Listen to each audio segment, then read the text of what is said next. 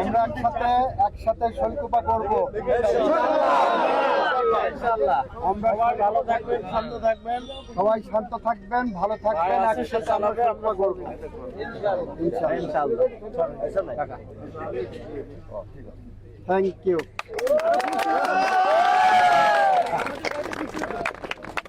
Thank you.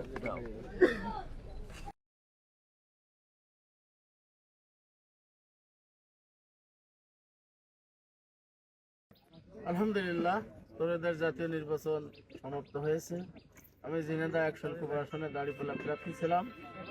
জনগণের vote জনগণ দিয়েছে, ভোট ও প্রত্যাশিত ভোট পড়েছে। যে বিজয় হয়েছে আমি তার আন্তরিকভাবে ধন্যবাদ জানিয়ে এই শৈলকুপা মডেল শৈলকুপা গড়ার জন্য আমি তার আমার পক্ষ থেকে সার্বিক সহযোগিতা করবো ইনশাল্লাহ। এবং আমি আমার বিজয়ী প্রার্থী, ধানের শীষের প্রার্থী অ্যাডভোকেট আসাদুজ্জামানকে আমি এতটুকুই বলতে চাই যে শৈলকুপার যে কালচারগুলো অতীতে ছিল সেই কালচারগুলো যাতে আমরা ভাঙতে পারি, জনগণ সবাই শান্তিতে থাক, স্বস্তিতে থাক, গ্রামের যে গোলমাল কাজি কালাম এগুলো যাতে বন্ধ থাকে সেই দাবি রেখে আমি আমার কথা শেষ করছি।